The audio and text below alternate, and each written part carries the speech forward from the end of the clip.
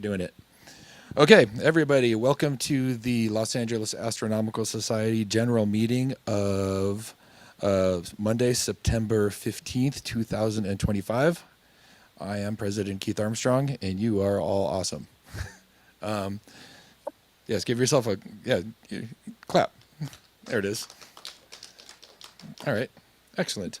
As is tradition, this is where we out the new members. Who is a new member that wishes to introduce themselves? All right, good, Jackie. Excellent. Tell us a little bit about yourself. So, what brought you to the club? Hi, folks. I've been interested in astronomy for years. What's up? Just get it closer. I've been interested in astronomy for years, and I heard about the club, so I decided to join, and now I'm here. Awesome. Thank you so much. She showed up to a couple of things already. That's how I was able to pick her out.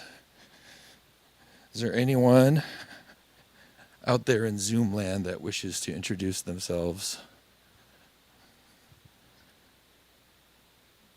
Negative. Okay, good enough. All right, so our agenda tonight going forward is going to be to bring on our guest speaker who I've been super looking forward to. Look at this cool stuff I'm surrounded by. I mean, come on. Can I touch it? Oh, yeah. Look at that. This is awesome. Yeah. Yeah. Well, I'm going to let you do the things. I'm just getting to oh, man. I haven't touched any Gemini helmet of any sort. So we're gonna have John come up here shortly. Then we're gonna do announcements, which I have a couple, and then we're gonna do some door prizes, and then I'm gonna tell you everything that's going on with the club in the next month, and then we're gonna go home. And that's the plan for the night.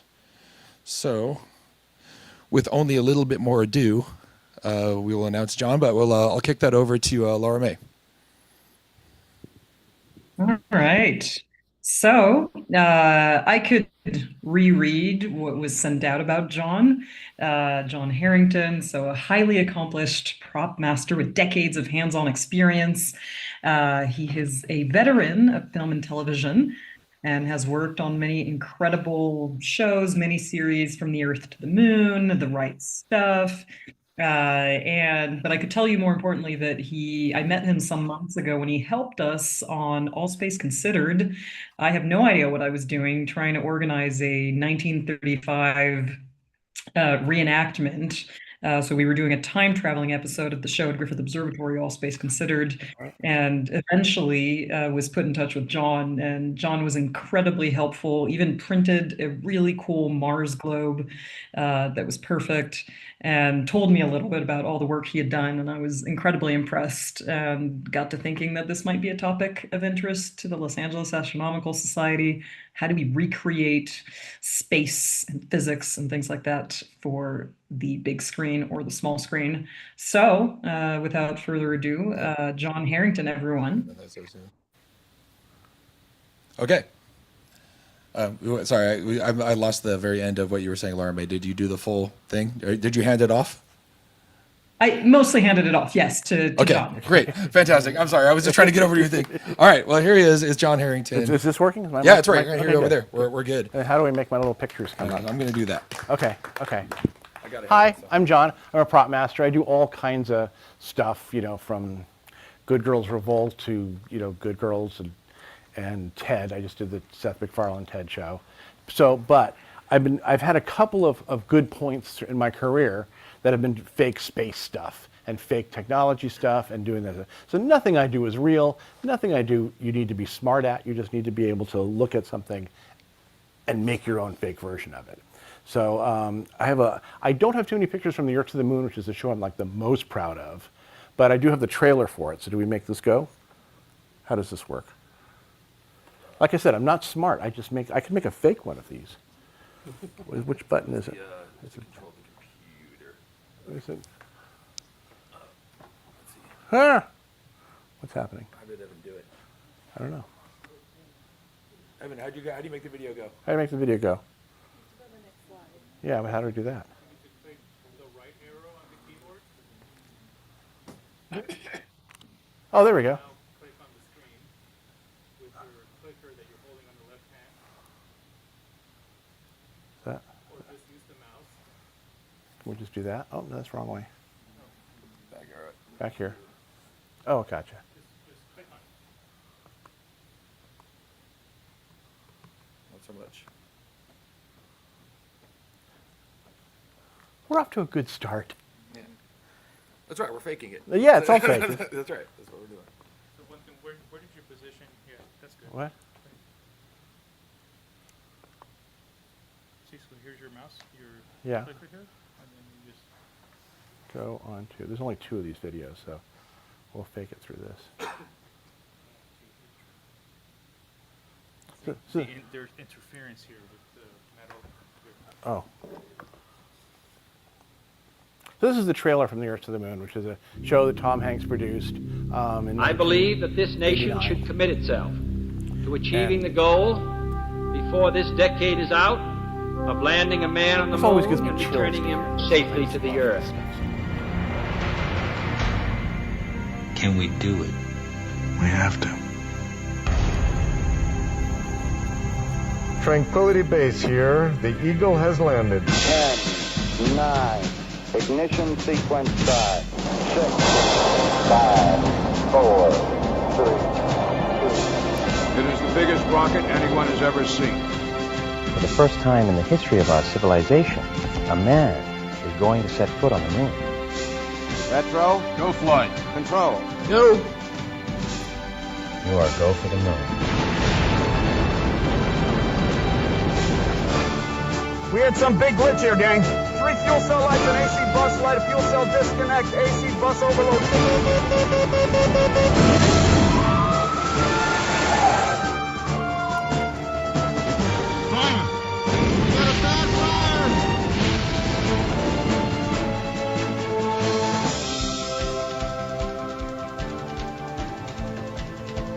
I feel very thankful to have the experience to be doing this. What a beautiful view.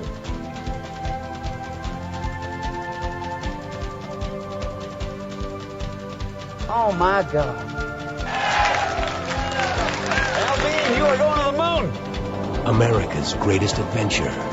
Television's biggest miniseries. Tom Hanks And the best job of presents my From life. the Earth to the Moon. 12 dramatic stories. 6 amazing Sundays. 2 new shows every Sunday night at 8. Premieres Sunday, April 5th on HBO. That's one. And so now we can just go to back to. I got it here. There we go. And so this is just some of the stuff that we built. You know, we had to go through every flight manual, every ID, every piece of hardware, because you know anything that was real is impossible to get and extremely valuable and belongs to Smithsonian, and they don't let you. It's not a lending library there. So like this is the Apollo 11, Apollo 12 lunar hammer, which we got the exact blueprints to and made all that stuff going. And all that stuff. So what's the, I can go here to this. And this is my lunar rover, which we built from scratch, and we made, I have a couple fun stories of the lunar rover. The real lunar rover, as you know, is titanium and weighs 88 pounds, and you know, we had to make it out of steel because we didn't have that budget. And so when we got to the set, it was just too heavy. You know, it was all steel, all batteries. It ran on 4 hydraulic motors. It did have 4-wheel drive, 4-wheel steering. And so I had a system of steering it, you know, from the center, just like the astronauts did. And so it just wasn't driving right. So we called the effects guys in, and the effects guys came out and looked at it and said, no, this is exactly the way you do it. I see the way you've done your hydraulic motors. Your lines are correct. And then we called, my dad had a friend, my dad was who built scissor lifts. And he came out, and the scissor lift steering is very similar to the steering we had done of the 4-wheel drive, 4-wheel steering deal. And he looked at it, and he said, this is perfect, this is whatever.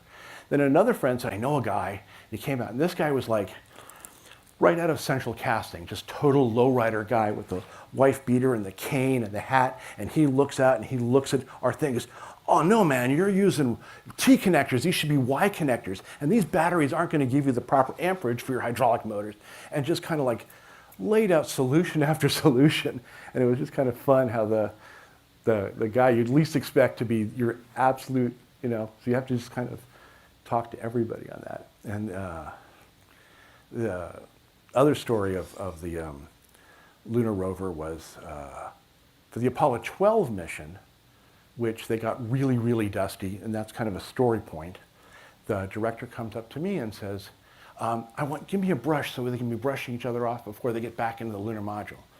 I said, well, it's Apollo 12, they didn't have a brush.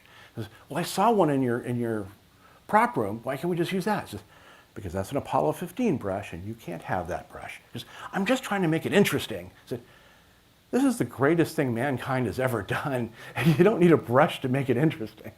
So I wouldn't give it to him because Tom Hanks wouldn't let me because it's not the right mission. So what else do we have here? Oh, and then I got married on the moon in full Apollo space gear. So this is my wedding photo. So the picture lasts, but the marriage didn't. But so after Earth to the Moon, I started doing other lunar modules. This is a lunar module I built. This one is for a Dana Carvey movie that was really terrible called Master of Disguise. And we had to build this in 4 weeks. And fortunately, Paul Field, who's like the world's expert on the lunar module, I met on From the Earth to the Moon, and he's hooked me up with every detail, everything. So dimensionally, this is really accurate. It's 7/8 of an inch too long because I used the wrong steel for something. And we made the door bigger because it's hard to get out of those doors, so we need to make more room. And then the other one, this one we just finished, was it 2 years ago? 2019? It's at the Tom Stafford Museum in Oklahoma. And so this was made for that. So they're going to put in, or I'm sure they have by now, a lunar surface that fills in that area where it's on little stands. But that was the most recent lunar module I've done. And so where are we now? Oh, and this is my little movie here. So will this movie work now? Do we have to get this started? On the 2009. And we're getting a picture on the TV. On 2009, on the 40th anniversary of Neil Armstrong, I kind of felt this should be a holiday. Why is this not like, why are banks open on this day? This isn't right. So this is kind of my video of just people not paying attention to the coolest thing man has ever done. So anyway, this is just a silly, it's only 90 seconds. But this is me in Chris Gilman's spacesuit. Okay, when you verify the position, the opening I ought to have on the camera. Yeah, what? Okay, Neil, we can see you coming down the ladder now. Neil, we can see you coming. It was a very fun day. Okay, I just checked. Getting back up to that first step, that isn't collapsed too far, but it's adequate to get back up. Roger, we copy. It's a pretty good little jump. Buzz, this is Houston. F2, 1/160th second for shadow photography on the sequence camera. Okay. Yeah, I'm going to step off the limb now. That's one small step for man, one giant leap for mankind. We'll read the plaque that's on the front landing gear of this limb. There's 2 hemispheres, one showing each of the 2 hemispheres of Earth. Underneath it says, "Dear men from the planet Earth, first set foot upon the moon, July 1969 AD. It came in peace for all mankind."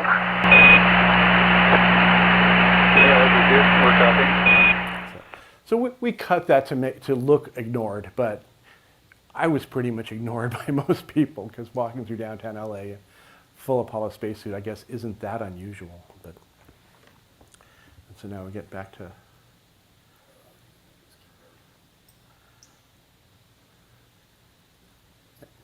The rest should be easy now because that's the only other movie. Does that work? Oh, there we go. So another show I did was Manhattan, which was kind of the building of the atomic bomb, kind of the pre-Oppenheimer TV series. And so I went to my production designer and I said, I've decided that the atomic bomb is a prop and I'm building it and you have no choice in this matter and I'm going to just do that. So they gave me a little workspace in Santa Fe, New Mexico, and every weekend I would just send building my own bomb. And it came out pretty cool. So this is, we made 2 of them, but this is the main one. And it's pretty accurate. All the ones on other films beforehand were not very good because I looked those up. Then the Oppenheimer one is very good. But I think they copied mine because mine's now in the Museum of the School of Nuclear Weapons in Kirkland Air Force Base. And theirs is the same colors as mine. And there are no color photos of this thing. So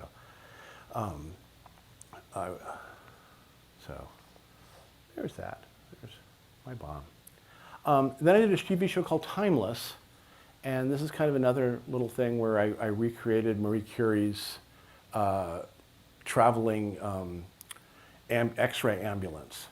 And so I kind of did all the research on that. And then this, I wanted to have the way it was powered was they would disconnect the drive shaft and they'd hook the drive shaft off to a generator that was in the bottom of the truck that was here. And we didn't have that.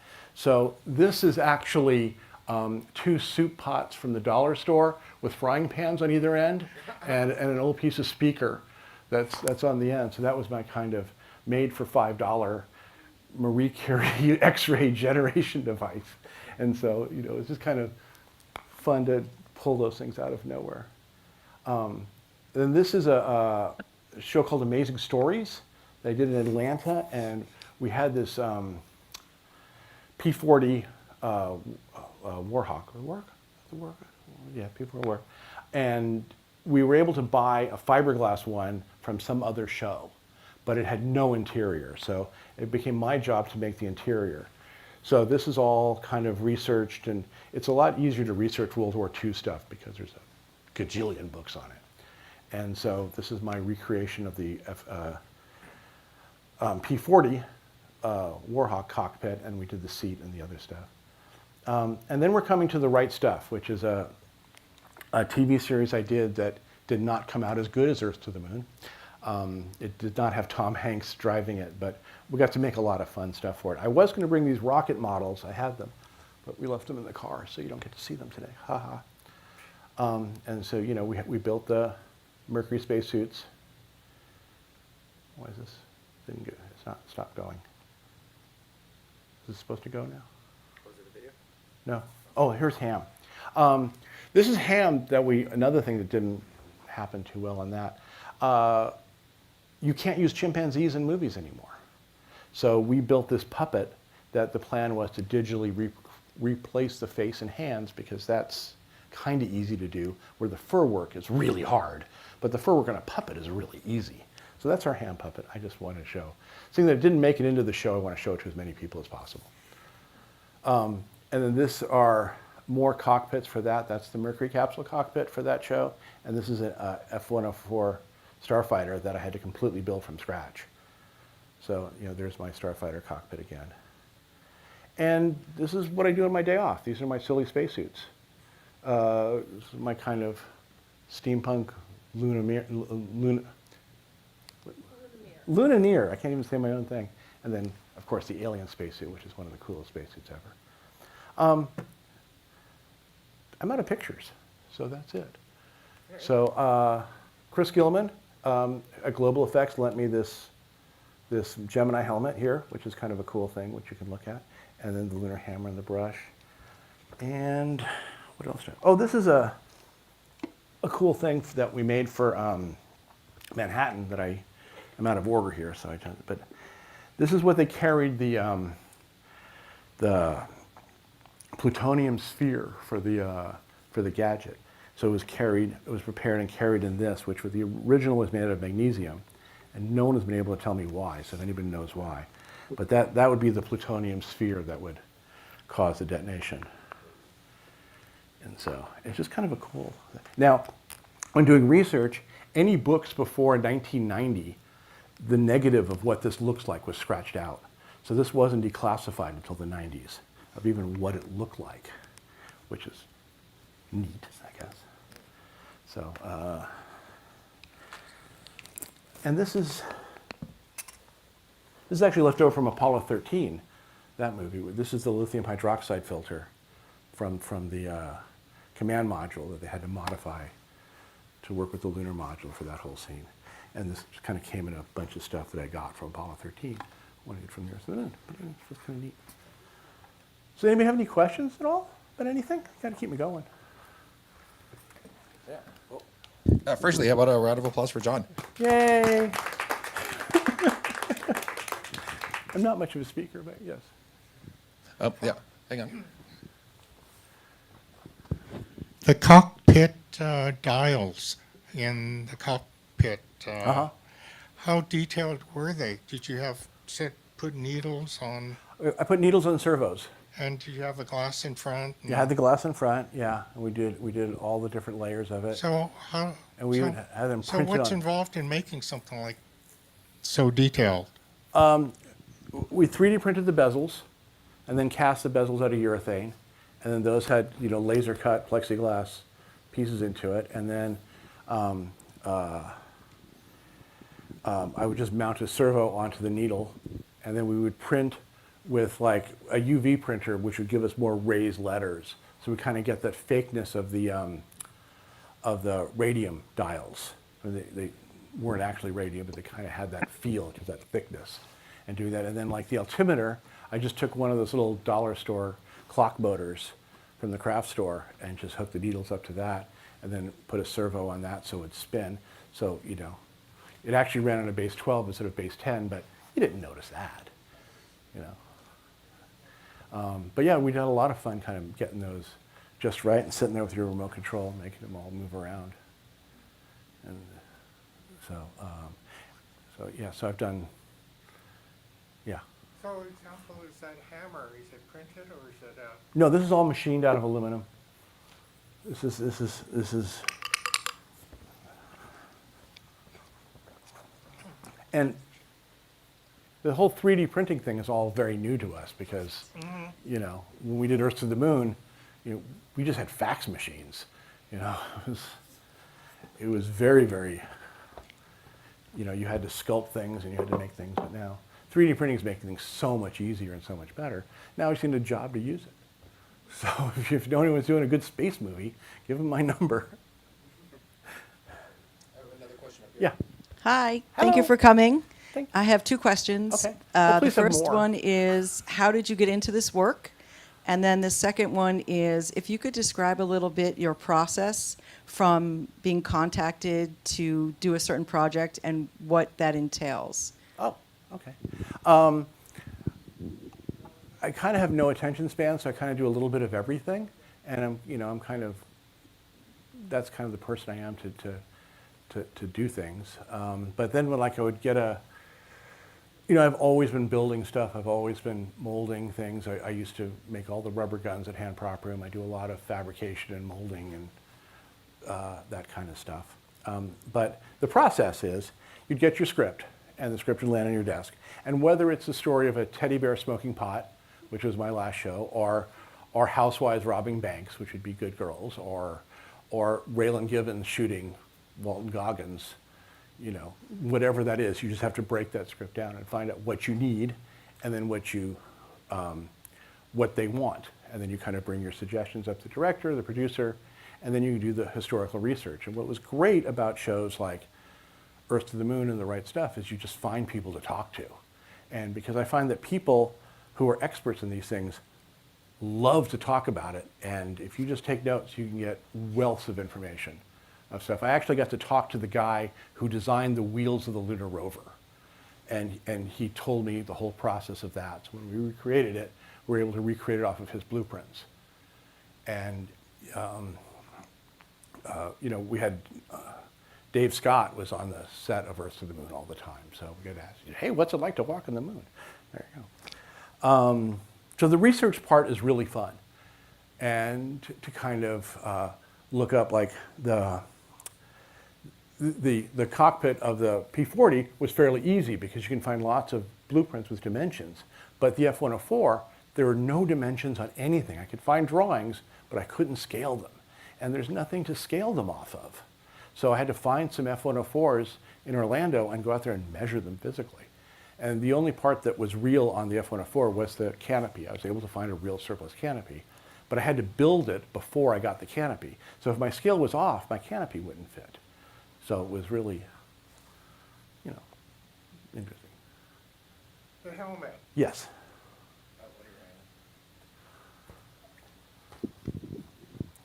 Okay, that helmet looks really complicated to make. Yeah. So, can you tell us a bit of the process? This was built by Chris Gilman. Chris Gilman has a company called Global Effects who does a lot of spacesuits. He's done all the spacesuits for Earth to the Moon. He's done all the spacesuits for All Mankind right now. And, you know, 50% of the spacesuits that you see on anything, he did. And so he's very much into detail. So like these are cast pieces, you know, that raise, this is the, you know, that goes up, right? Why is that not going up? That should go up. But Chris's detail is just, I think I'm unlocked. I don't have something locked here. I don't want to force it, but and that's the locking bar. That seals that down. But it's fiberglass, and it's, you know, it was sculpted back then because now we'd 3D print it. But when he made this one, I know for sure that he sculpted it. And then he blows the visors. He makes a jig and puts hot plexiglass into it and blows them just like they do. Right now, Chris is making suit fittings for the training suits for NASA because the real ones from ILC, who makes the spacesuits, are $25,000 a piece. And so Chris is making exact replicas of them that are exact, but they're not flight rated. So they're, you know, $2,500 a piece. So NASA's buying those to train astronauts for the new missions. And they're very similar to the Apollo ones because why change something that worked really well for 12 guys? So. I actually have one. Oh. I'm wondering what the dynamic is like when it comes to accuracy versus functionality from like a director's perspective or something like that. Is there a lot of like, you know, there's got to be some stories in there somewhere. Yeah, Earth to the Moon was great because Tom Hanks said everything must be completely right. You know, there's no, like, if you're a big space nerd and you watch Apollo 13, you're gonna say, oh, that's not the way the towers go, or that's, you know, there's a thing. Otherwise, it's fantastic. But, and without a trace, we didn't want it, I mean, with, that's another show that from the Earth to the Moon, Tom wanted everything to be really right. The Right Stuff, however, they completely ignored what was historically right. And I kept saying, no, that's not right. And then they fired me. But, and how many of you have seen the new Right Stuff TV series? Haha, I won. And like we were doing a scene with, in Manhattan where we had the atomic bomb, and it was going to, the atomic bomb is basically brought up as just the Dural sphere and brought to the top of the 100-foot tower. And they spent 3 days putting all the detonators and all that stuff up on the top of the 100-foot tower. And Tommy Schlamme, that's his real name, but he's an important guy, said, no, that doesn't look good. I want to see this beautiful bomb you have go up the tower. We want to see it go up just as it is, ascend to whatever. But that's not right. He goes, I don't care. Okay.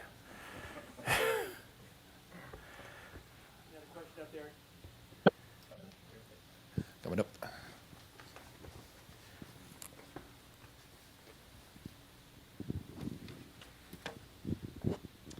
Hi, sorry, we got in a little bit late, so apologies if you've already covered this. Do you have a dream object or sort of like interior scene, you know? I've always wanted to do a meth lab.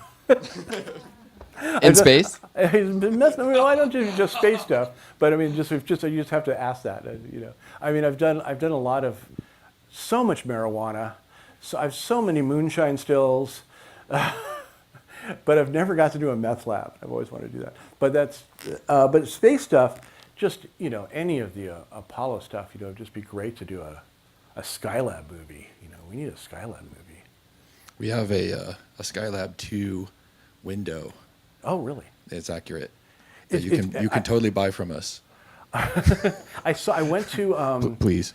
I went to the Smithsonian before it moved to the new place with the old I can never name that museum, the new Smithsonian, New Air and Space Museum in Washington D.C. and I met this woman, Amanda Small, and she said it's easy to find. She was in Maryland. It's easy to find her building. It's the one with the Polaris missile in the parking lot.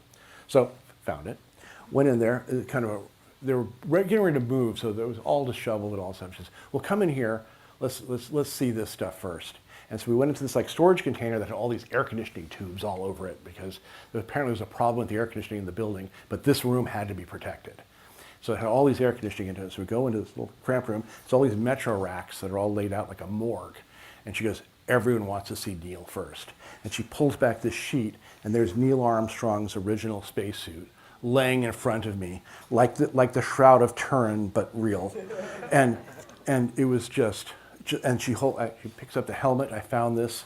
It was on display in a high school, but they didn't know what it was. And when the suit came back, they had sent it to be dry cleaned. And then we went to see some of the other ones. She had Harrison Schmidt's boot that was all covered with dust, and they were in the process of cleaning Alan Shepard's Mercury suit.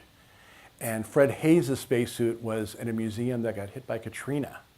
And so they were cleaning that and kind of restoring that. And all that stuff has now been moved to the other facility. But when we were walking by, there was a Skylab mock-up there, and one of the doors on Skylab is a Gemini spacecraft door, because that design is space rated. If you need to put a door someplace, why design a new one? So I just thought that was kind of weird having this. It was like having like a. What's like all the Ford turning stocks are the same. Like if you go to a Ford car, they're using all the same parts bin. Yeah. It's like that. NASA's no different. Yeah. And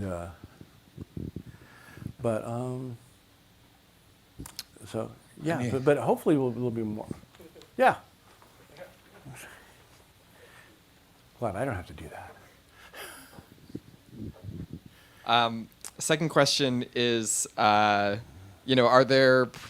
what's like a project that, still gives you nightmares because it was so hard to get right, or, what's... That Right Stuff TV series, I thought I was walking into another From the Earth to the Moon, and it just did not go well.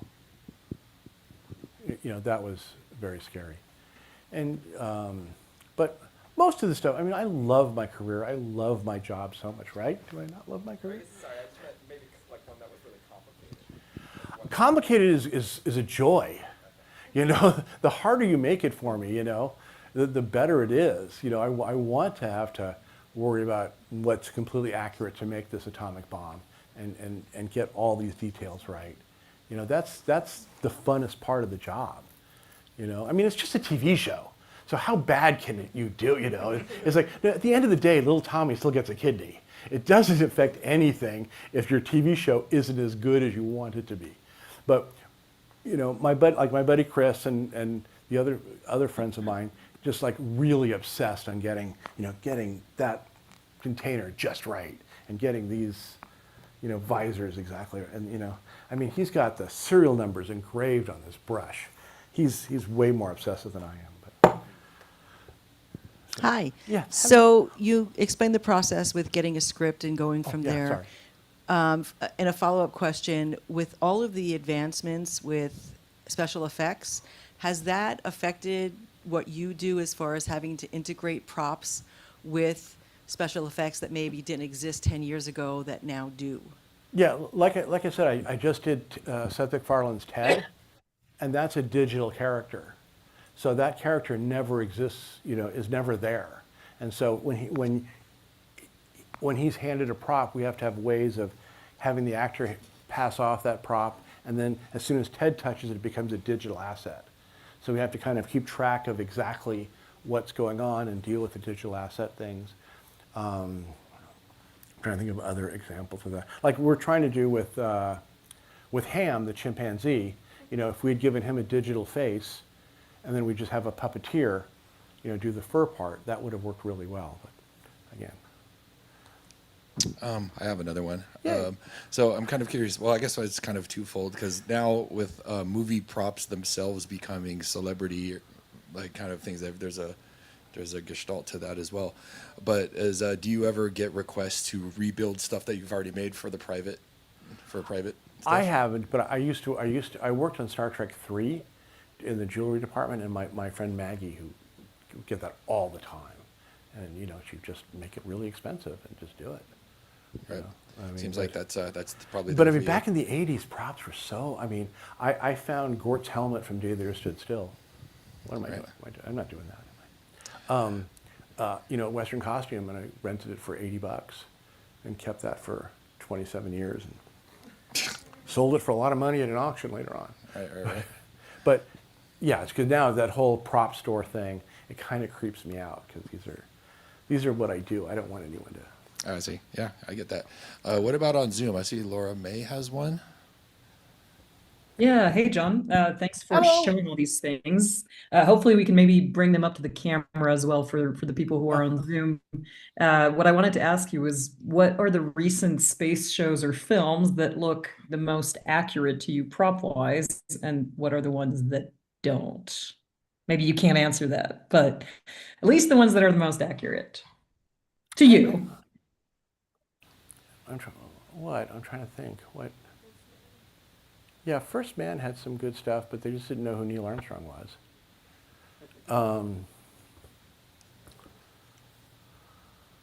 Like there's like the joy of watching shows like Armageddon, which has got like the worst space science you can imagine. But you guys must. That's a better question for you. What are some of the things that are like completely wrong science? I mean, how good is The Martian? Is that conceivable? Is that doable? I mean, the spacesuits look great. Well, basically, if you can Is run there any around, stuff then that they're probably bad. Yeah. What? If you can easily run around and stuff, yeah, probably it's bad. Is there any stuff that's ever stood out to you as like, oh, that looks incredibly accurate in a show or something like that? Yeah, I think nothing's coming to mind. Right, I'm not that critical of other people's stuff. It's just I don't know. I feel very stumped here. That's all right. That's right. You're literally on the spot. Sorry. That's it. That's what. But that's what's on it. Anybody else in Zoom with a question? I see one. Was that Vince? I see a hand. I see a hand avatar. Oh. Going once. Is there anything in the chat, Spencer? Yeah, there is. There's one was how large is your workshop to create all these? Basically, on the shows I've done a lot of building, they've given me a space, and then I brought tools in.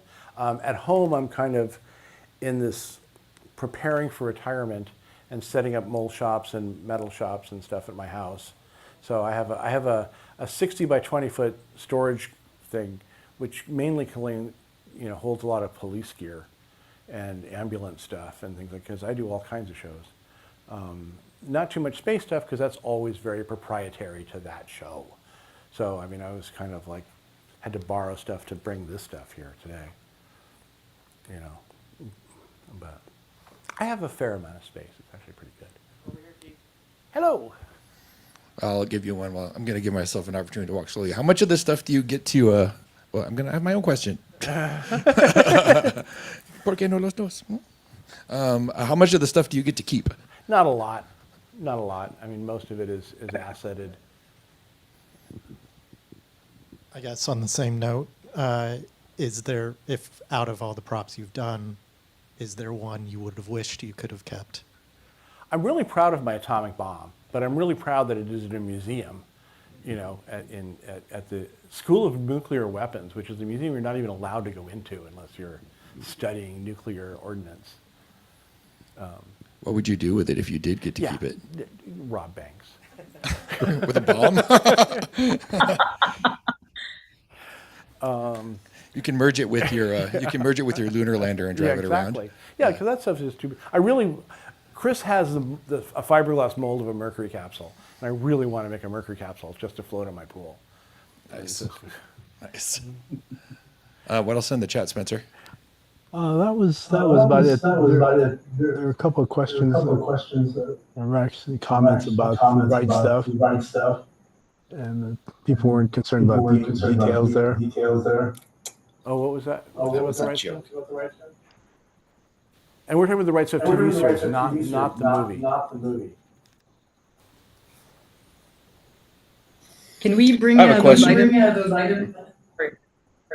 Go ahead. Oh, go ahead, Shane. I think I saw Apollo module instrumentation amongst your pictures. The what? Did I see some Apollo module instruments in your pictures? Did you build replicas of that stuff? In my pictures, there was. I get a lot of feedback. That's kind of amazing. I've worked on Apollo interior stuff, on LEM interior stuff. Chris Gilman has got that set up, but I did more on the Mercury spaceship. So that might have been what you saw was the Mercury capsule. Maybe so. You might be able to, if you worked on it, you might be able to answer the question anyway. I've always sort of wondered, is it looks like all of the labeling on those instrument panels is backlit. Is that true? And how is that done? It's EL. It's early EL material, and then it's engraved on clear plexiglass, covered with a thing. So it's like a very low glow of EL paper, which is like brand new. And is that what you would do to reproduce it? No, that's too expensive. Okay. And you won't see it because the lights. You're not going to shoot. If you had a scene where the lights go out and it's all lit up, then you would do it. But it's a lot of work to do that. Imagine the sound department would have something to say about that anyway. Oh, they always complain. Stuff is noisy. Yeah. Thank you. Can we bring the items up to the camera to show everyone on Zoom? Is this our camera here? Yeah, right. That's how we do it? How do we do that? This is an early mission Apollo hammer. It has the extender that you'd put on the pole, which I don't think they ever used very much. But this would be Apollo 11, Apollo 12, Apollo 13 if it ever got there, but it didn't. And then this is a later mission brush, which was mainly used for rover missions to clean off the solar panels that powered the what we call the briefcase on the front of the lunar rover, which was basically the control modules to control the camera from the base point. This is a Gemini helmet from those missions. And this would be the commander's helmet and not the guy who would do the walk, because then there would be an additional covering for like the Ed White, Ed White. For exterior. Yeah. Ed White, Buzz Aldrin. And this is the 1940s era. It's kind of dusty still. Plutonium core carrying device, which what I think is cool about it is that its existence was not declassified until the 90s. So, for 50 years, this is a big secret of what it even looked like. And no one still knows why it looks like this. It's just kind of a weird looking thing. Yeah, does it have all the stoppers on it so that you can drop it? Yeah, so you don't bump it around. Yeah. It just makes you feel better if it's driving in your car. I actually do that with all my stuff. when you've got, and so we were trying to, we needed to make the core. I'm going to pull something out here. And so our technical advisor, a guy named Glenn McDuff, who works at Los Alamos, and is just an expert on all of this stuff, and did all of our formulas and all the chalkboards. So if you ever watch Manhattan, it's a dramatic show. It's not, the characters are not accurate, but he said, get one of these to use for your plutonium core because it's exactly the right size. And I think the logo's on it here. It's actually from Petco, and you put it in your dog's food bowl so they don't eat too fast. But it happens to be exactly the right size. It looks exactly like the plutonium core, but it says it's got a little dog paw on it. And That's funny. And it's made to put in your dog's food bowl, so that he has to kind of move it around and doesn't. I think it also kind of looks like a fushigi. You ever see those things you kind of move around? Oh yeah, like like David Bowie and yeah, David Blaine, yeah. No, in Labyrinth.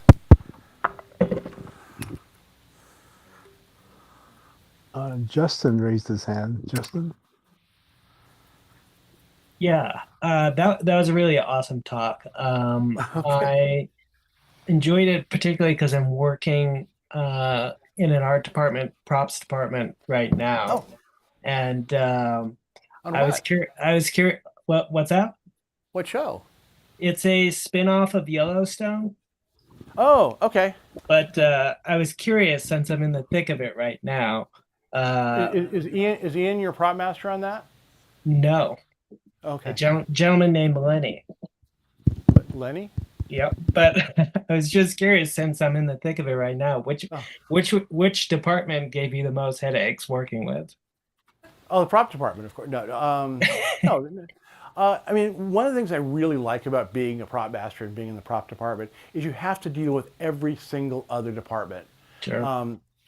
You have to deal with the DP all the time. You have to deal with costumes. You have to deal with set deck. You have to deal with sound. It's like the sound guy never talks to the costume people. They just don't need to. And so that's one of the things. It's like really the only department that really talks to everybody. And part of our job as being a good prop master is to have that ability to fit in between, to like, okay, the decorator wants this, but the costume designer wants this. So how do we kind of make something that works? How do we get the right coat hangers for those costumes to still be period correct for this set, and kind of doing that type of stuff. And so that's my favorite part. So really, no one gives me a hard time at all. We make fun of them all the time. What about clearance? We make fun of them. I hate clearances. Yeah, clearance is a nightmare in a lot of stuff, and so we spend more time doing clearance things than just about anything. I'm looking up here, but actually I should be looking here, shouldn't I? Because your face isn't really there. It's here. Yeah, there's a lot of clearance issues, especially when we're doing TED, especially when we're doing high volume stuff. When you have big stars and stuff, everyone cares about it a lot more. And I just made some Spanish doubloons that were 14 inches in diameter. That was for some giant aquarium that, like at a bar that has they want to have a giant treasure chest so that the mermaids swimming in the aquarium, whatever, I don't know what it was. And the person who was making them, oh wait, I got to send these through clearance. They're doubloons. You think King Ferdinand is going to sue us? I don't think that's going to be a problem, but they'll, and so clearance is an iron, but it's part of the job. I was in my early days. I worked for this company in Salt Lake City, that its parent company was $1 billion company, so they were terrified of being sued because they could be, they had the money, so we had to double check everything. Oh, there's me.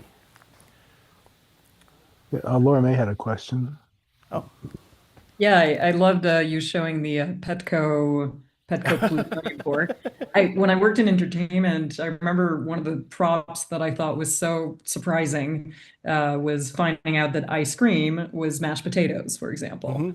Mm-hmm. Are there other examples of things like that, whether they be space or not, that are just, or things that you did that you used something completely out of the ordinary or, completely different to make something?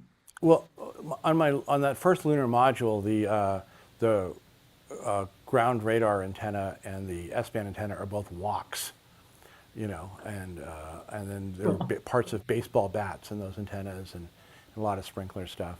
Yeah, the ice cream mashed potatoes. So you also use a lot of icing.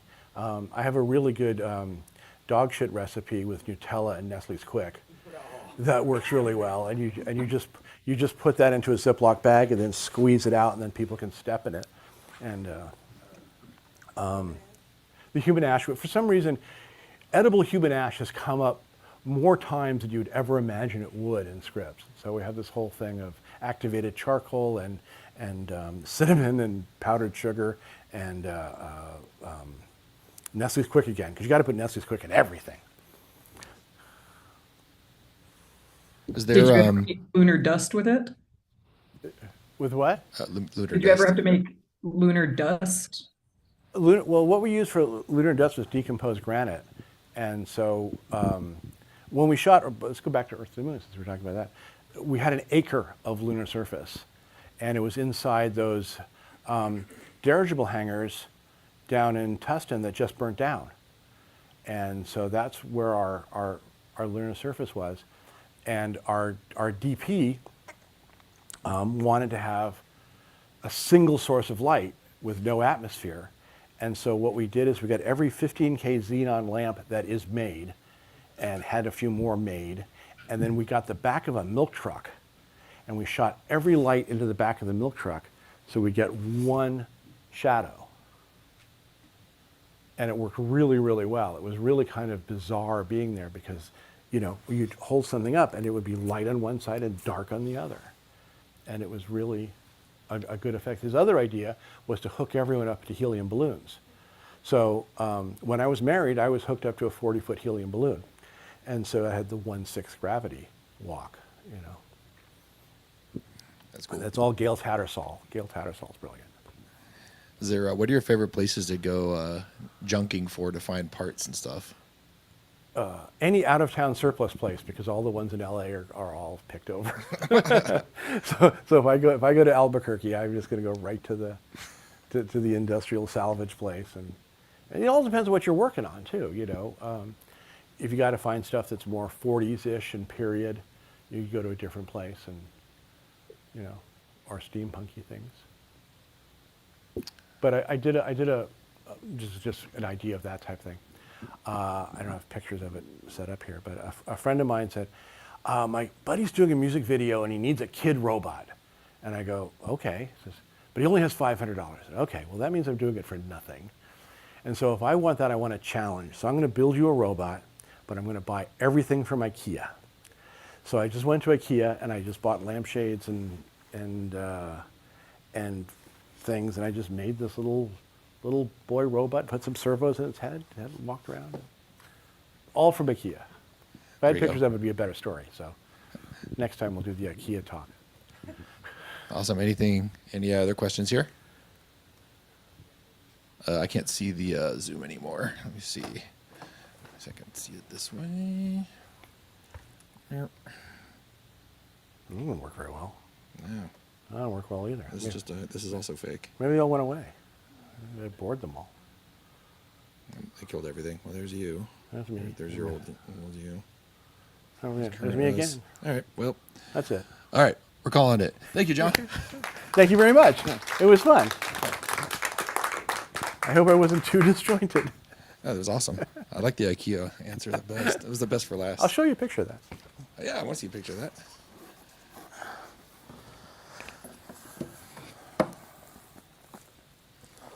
Everybody's clapping for you on the screen. Oh.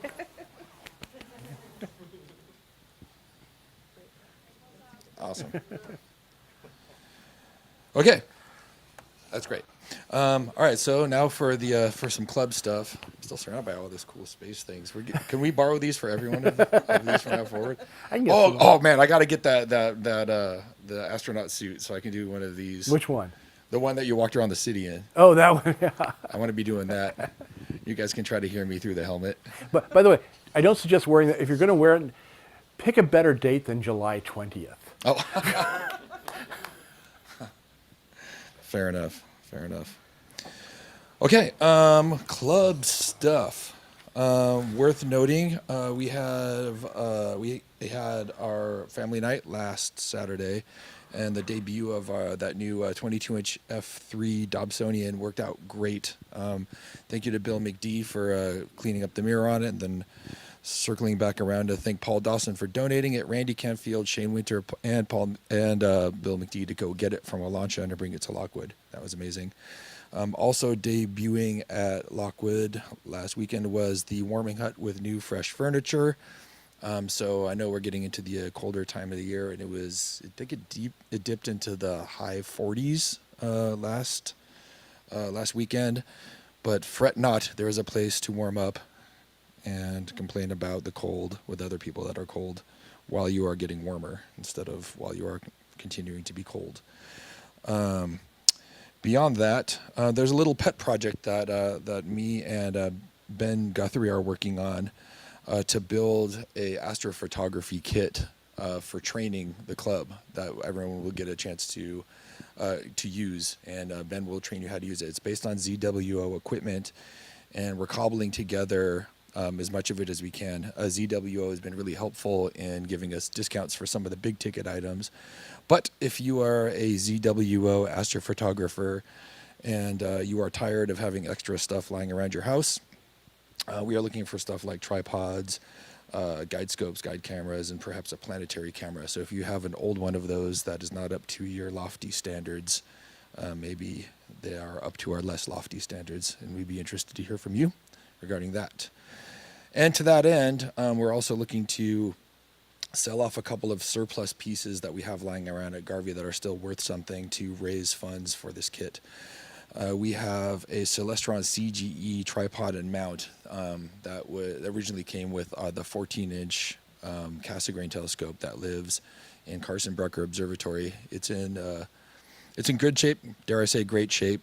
Shane did the modifications that needs to be done to make them reliable. So they've got new connectors on it. So if you have a huge telescope and know where to put it, we can help you with that.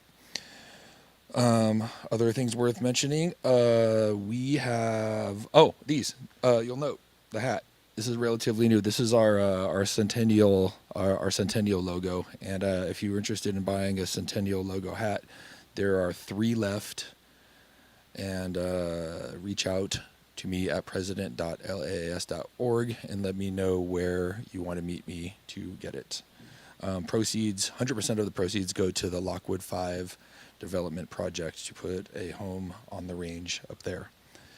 One other thing worth noting is that this next October we're going to be participating in some club legislature. The board of directors wants to change a couple of bylaws, and we are going to be voting on a couple of things for that. The first of that is to put in the bylaws a requirement for the board of directors to follow the intent of any donations being made by club members. So if you decide to donate X amount of money to the club, you can say, I want this to go to the Lockwood 5 project, or I want this to go to a Garvey thing or something like that. And we are required to honor that request. We want to put that in writing. So we're going to be voting for that at the next one of these general meetings. And another thing that we're going to be voting on is that now and again, the board approves honorary lifetime members. And when Spencer found out that we're actually technically not allowed to do that. So instead of bringing it to the general meeting every single time, we're going to be voting on whether the board has the power to name honorary lifetime members without y'all. So if you have FOMO about this, then vote no. But please don't, because they're cool people. Come on, man. These are people that have been in the club for a long time, and I can give you examples. It's people like Shirley and whatnot. Okay, we can do door prizes right now, or I can do upcoming events. Laura May wants to make an announcement about the Parks and Dark Skies sites. Yeah, you can do it. if you don't mind me intervening for a second. A couple days ago was the last session or the phase 3 public meeting for the park assessments in Los Angeles. And so currently there's this massive project where all the parks are being assessed, and they've asked the public to chime in on a variety of things and what they want for the parks. And I've been participating and asking for any form of involvement or thing they can do towards dark skies. I know we're in Los Angeles and it's kind of a tough battle, but it would be pretty cool to at least have some sort of, lamppost covers and things. And there was actually someone else on the last meeting who also suggested, hey, if we could have warmer lights, that would be better for stargazing, things like that. So I'm going to drop the email in the chat, and I can also, I will try to post it or send it as well. It's LA City Parks Needs at the Olin Studio. I know that's kind of convoluted, but basically they want public comments, and there's another 2 weeks to send in those public comments. You can also go to the address, let me see, laparks.org. And so I think this is a really cool opportunity for all of us. They actually answered me and they said, oh yeah, we hadn't really considered this. This is interesting. We're gonna maybe do a little section about it. So please consider chiming in. Where I am at the Grand Canyon is a Bortle 1, and this is a project that they only started in like 2018. So this is feasible, and LA could do it at least for the parks. So please get involved. Drop me a note if you want the email, and I'll drop it in the chat as well and probably post it on the boards. We should probably put that in Groups.io also. Yeah, and actually we should link up with Dark Sky LA. That's a chapter of the International Dark Sky Association. So they've been working, they've been looking at Griffith Observatory and the park, seeing what's involved in at least dimming some of the lights and making it a little more night sky friendly. Again, I went to all 3 phases and they were interested and listened. And so it's a really unique first opportunity we've had in a long time to really advocate at the planning stage. Okay. Great. I'll pass the information on to them. Well, thank you. One announcement from the bulletin. There has been very, very, very little engagement except for David, which I always appreciate. If you want to have a bulletin, a newsletter, monthly. If you want to have a monthly bulletin and newsletter, you have to write something. You have to submit something. I don't write the articles. I just put them together for people to go and share and see. So there wasn't a bulletin last month in August. I just now published the newsletter today, the 15th, which is terrible. But I have nothing coming from anybody. I need everybody to participate, please. I'm not being facetious. There's nothing coming for next month. Thanks. I should say it doesn't have to be good. That's I know from experience. I'll play that game with you. I'm good for that. Which part of it? All right. Do we want to do some raffles? All right. We're gonna do things. We're gonna do 2 and 2 this time. And for those of you that win here, you'll get the choice of getting your lightsaber of your dreams or a $50 voucher for the. No, you get to choose. Like if you win, you get to choose which one it is. What? They get to choose whether they get a laser or a 50. Yeah, that way it's fair for both sides, like we were talking about. Okay, let's pick some numbers. Okay, for those of you on Zoom, go ahead and put your entries in now because there are only 11 people who've signed up for the raffle on Zoom. Ooh, I'm going to go ahead and I'm going to drop a little nugget that there might be a reason that you'll actually want to get these $50 vouchers on the web store, but I can't tell you why yet.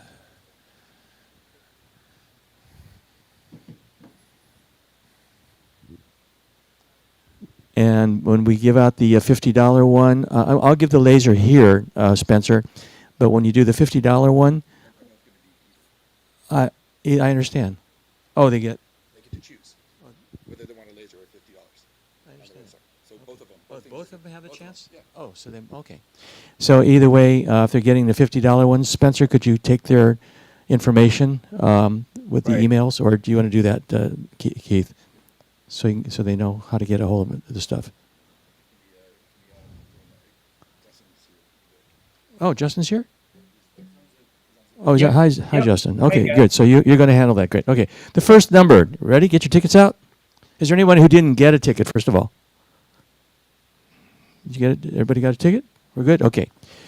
The first number is, the winning number is Staples. No, sorry. I'll keep this coupon. No, that's not either. All right. 833-5396. Hold on, is it 96 or 98? Is that, hold on, it's 98.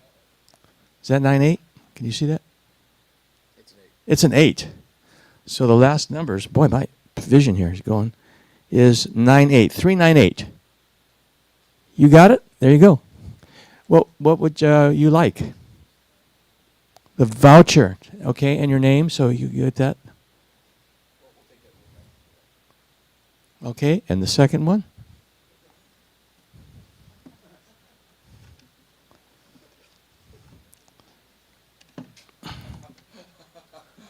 What? What I miss? Is, I can't believe this, but it's 389. 389.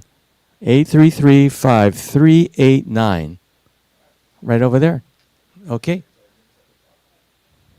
Okay. Spencer, it's all yours. Okay, on Zoom, the first one is Alexandra. Alexandra, are you still on? Okay.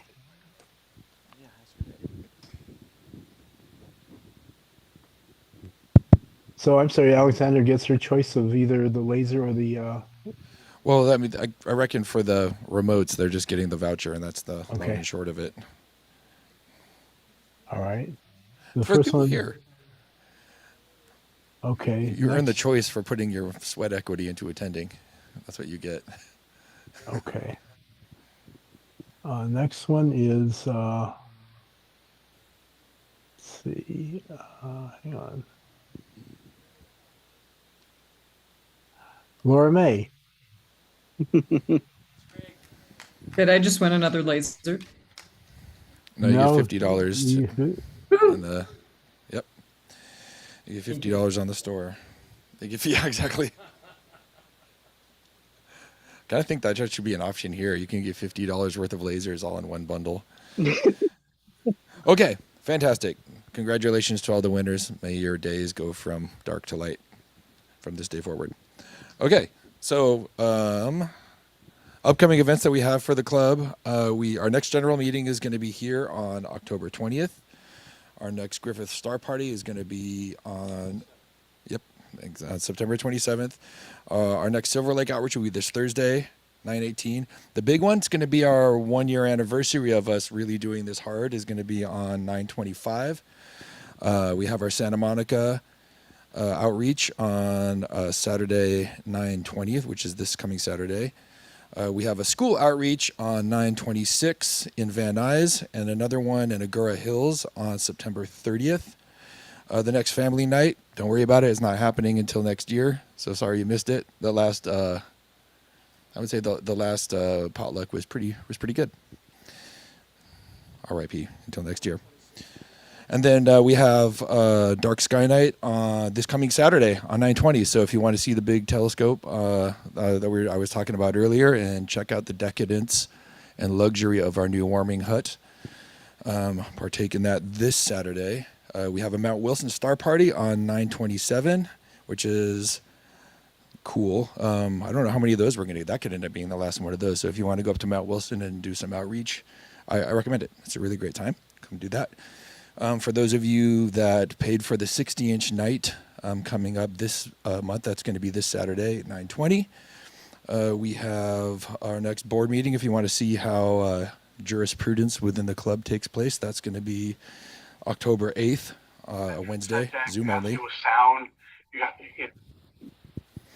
And the other one, one thing I've always recommend, if you're interested in partaking in the shaping of our of Lockwood, is you're doing the Lockwood Committee. That's something that doesn't require any past experience of being astrocentric or even having been in a committee. It's just caring, and there's lots of different ways to partake in this. We have longtime members that are really trying to keep on the legacy of the place. We have newer members taking care of stuff like restrooms. Chris Burke has been really awesome about that. You don't know how much you're going to appreciate what she's been up to. Especially after one of the potlucks. I heard something about carnitas coming next year, and you're going to really love what Chris is up to.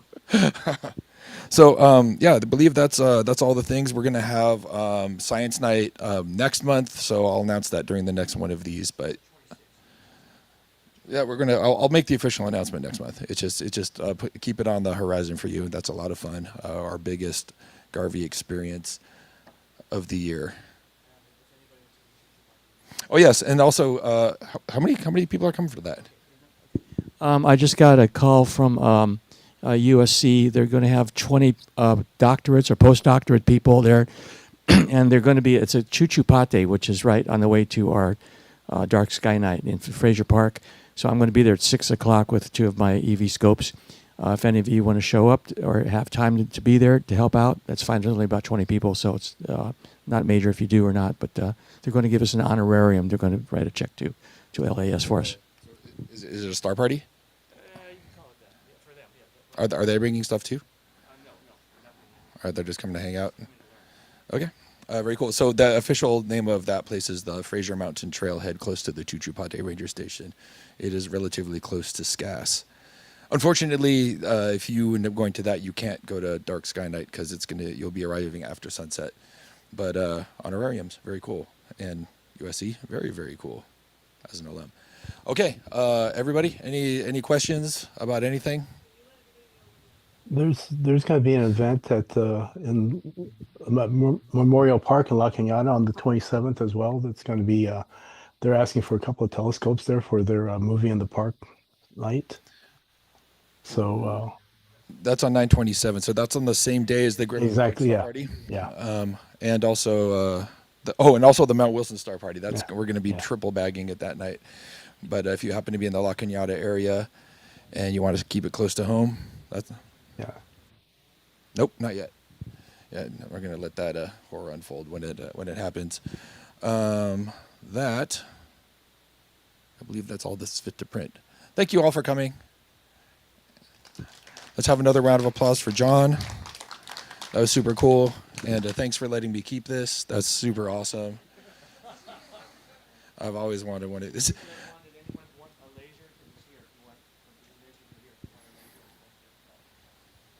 Yeah, we'll take that. Anyway, good night, everyone. Thank you very much.